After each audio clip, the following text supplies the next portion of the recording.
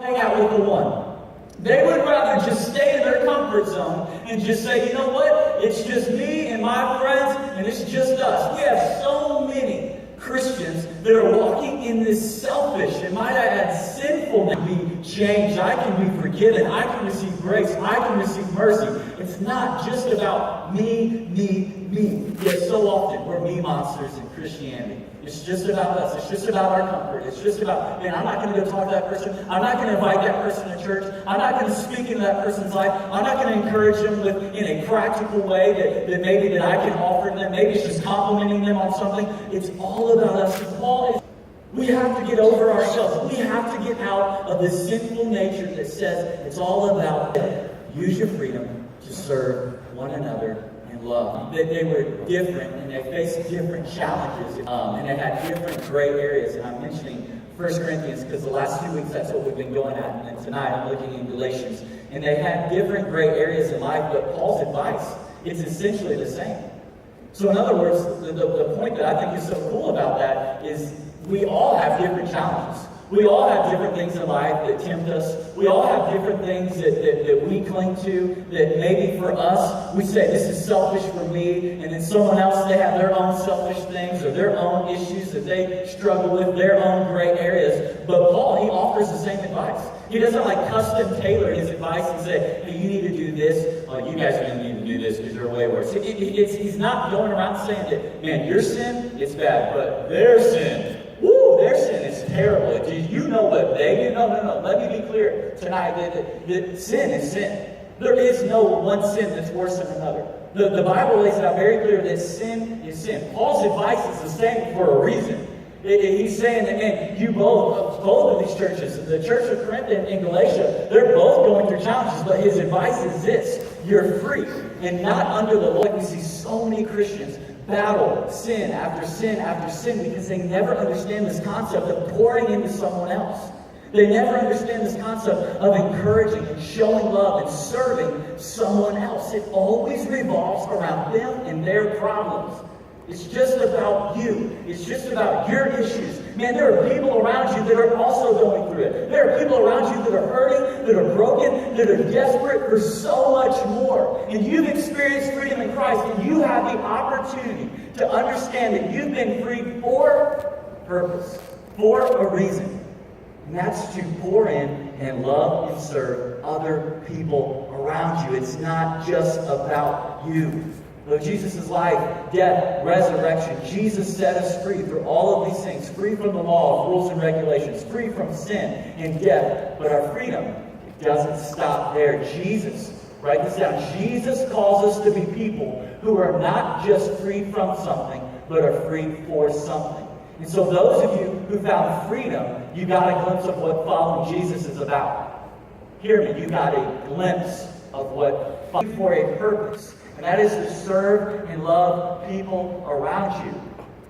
And that's why we have what I would maybe even consider holiday or Christmas Christianity, if you will, where we treat Jesus like he's our Santa Claus. When we're going through something, we show up, we come to church. Families do this in America all the time, right? It's a holiday, it's Easter, it's Christmas, whatever. And we show up and we feel like, you know what? I'm going to just, all of the sins from this past year, I'm just going to go ask for forgiveness at church at the end of the year and Christmas season, be set free, and man, I'm going to feel really good about me. It's all about me. And then they get into the new year where I feel like, man, there should be goals, there should be things that you're going towards, getting from here to there, things we talked about in the past here in Impact. But so often we stay in this mindset where, do I feel good? Have I been set free? Has my conscience been cleared? It's all about me. And Jesus is saying there's more. And Paul's advice to the church of Galatia, to the church of Corinth, he's saying there's more. And you need to understand that tonight. It's not just about showing up here. It's about investing and pouring in other people. It's not about just going to your school to learn and get educated. It's about understanding that that is your mission field and God has you there for a reason. To pour, invest, serve, and love the people around you. You've been set free for a reason. You need to understand that. And the first thing I want you to get is this, based on Galatians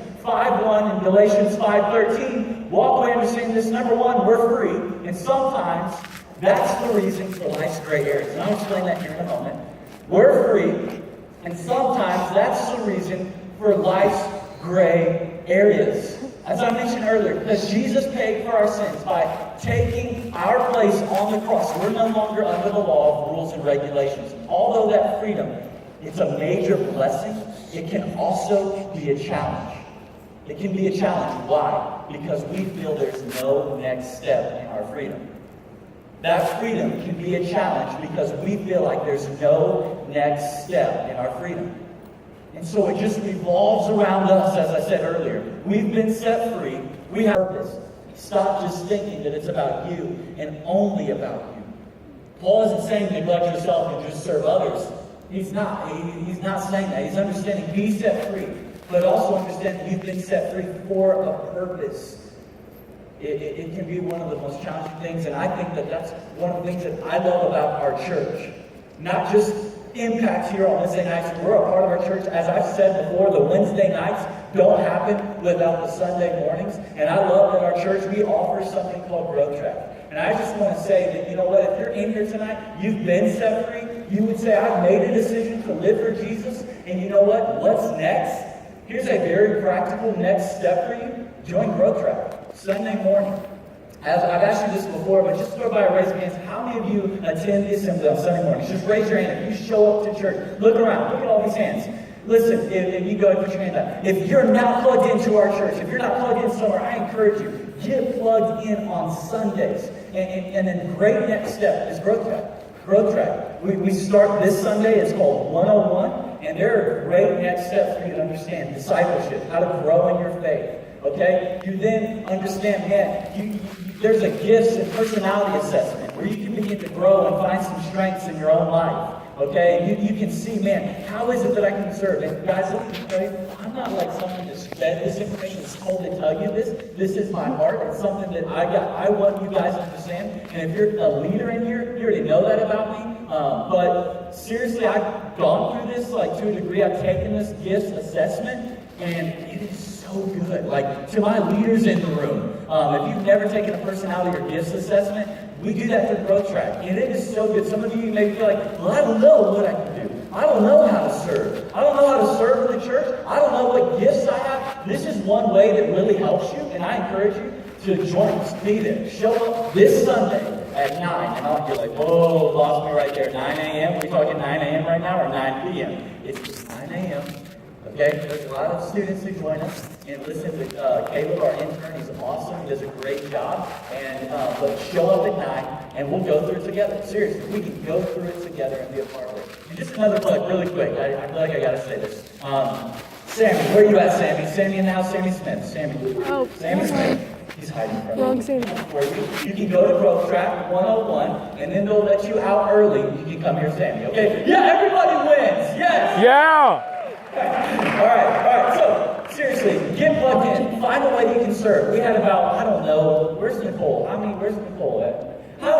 We maybe have, how many people do we have back here? Like 40 something. We have leaders that are a part of our student ministry. We call them Dream Team. And get plugged in and serve. Seriously, like, you guys are awesome that serve. And if you're not serving somewhere, I encourage you to be a part of it. The second thing is this. Jesus didn't just free us from the law. He also freed us for service to God and others. A lot of people think that freedom is all about being free from something.